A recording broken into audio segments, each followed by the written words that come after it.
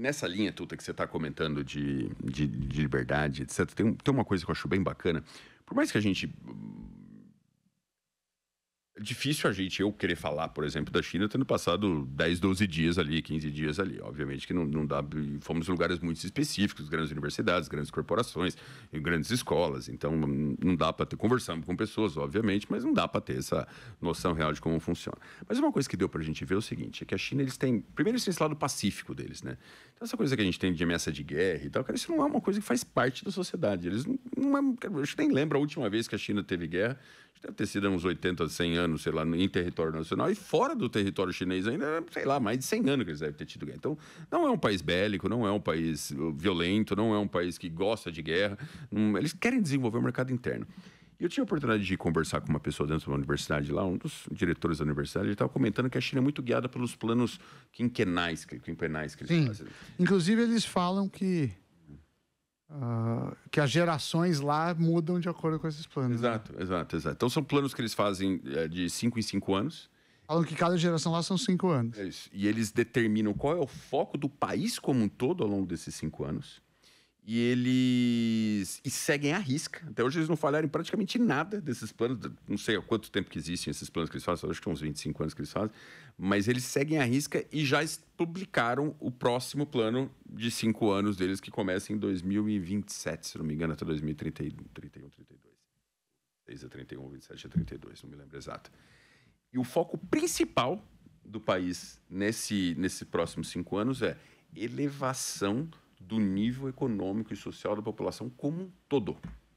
Então, o que eles vão focar nos próximos 5 anos, já conseguiram muito tirar pessoas de pobreza, etc., mas eles querem elevar a renda per capita de toda a população, de todos os indivíduos, dar mais condições de educação, para cada vez mais indivíduos estarem mais capazes, cultos de se desenvolver, melhores condições de saúde, melhores questões de infraestrutura, melhores questões de transporte e logística. Então, o objetivo deles é um foco total na população, para subir o nível da população como um todo, para poder dizer que a população chinesa tem uma equivalência à população americana ou europeia, alguma coisa nesse sentido, em termos de qualidade de vida, em termos de índice de desenvolvimento humano e todas essas outras métricas que importam.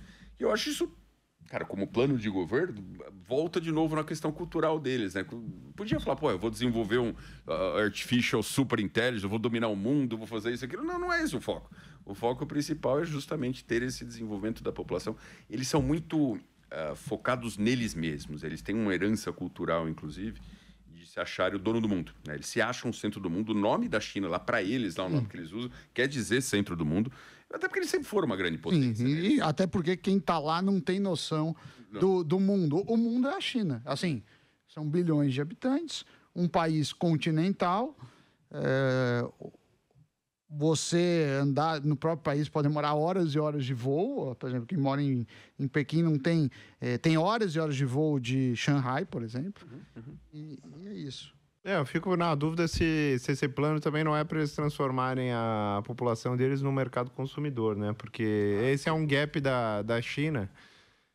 Tipo, eles têm, sei lá, 5 vezes o tamanho da população americana, 4 a 5 vezes o tamanho da população americana. 320, 330, eles são 1.4, umas 4,5. E o maior consumidor do mundo é o americano, pra você ver o tamanho potencial do americano. E parece que a China, mesmo com toda essa evolução, tudo, ele somando o povo todo deles, não consegue ser tão consumidor. E acho que isso é um pouco cultural, não só uma questão financeira. Acho que eles também não gostam de gastar tanto, né? Eles guardam bastante. Eles tiveram muita pobreza, né? A China de 1850 a 1950 foi cara, eu chamo de século das trevas, alguma coisa assim, que realmente foi uma época fúnebre ali para eles. Eles perderam tudo, uma pobreza gigantesca. Aí, em 1950, eles começam a reconstrução, né, com 1949, que para eles é a data da fundação da República Popular da China, né, com Mao Tse-tung, que obviamente ninguém pode falar mal dele, todo mundo sabe aqui no Brasil que o cara foi o maior assassino da história da humanidade. Acho que ele matou mais de 45 milhões de pessoas. Qualquer Stalin, Hitler, fica tudo no fichinho perto do Mao. Assim, Mao era mal mesmo. Mas, para eles, cara, até de novo, pela pressão, condicionamento cultural que eles fazem, Mao é o fundador da China e tal, toda essa história. Os chineses não me ouçam aqui, não queiram me perseguir por causa disso. Mas foi uma casa muito crítica até 1950. Aí começaram a desenvolver, tiveram um grande salto depois do Deng Xiaoping, que foi em 1970 e pouco, depois que o Mao sai, que aí abriu a China, abriu a economia, começou a investir em educação, começou a favorecer.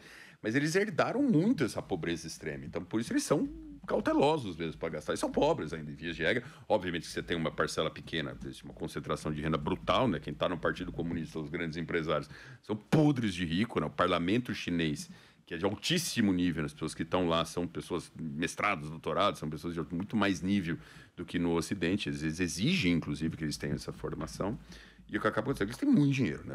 A renda per capita do pessoal do parlamento, por exemplo, é outro país. Mas, exatamente, sei lá, é o 10º PIB do mundo, só eles ali, né? E aí, agora o resto da população ainda é muito pobre, e esse é o foco deles, tentar desenvolver, por quê? Você dá riqueza para o povo, você aumenta o consumo, você aumenta a produtividade, você aumenta a capacidade de tomar decisões, você melhora condições básicas de saúde, de higiene, de diminui a dependência também, né? Diminui a dependência do governo, arrecada mais imposto, o governo fica mais rico, consegue investir mais ainda.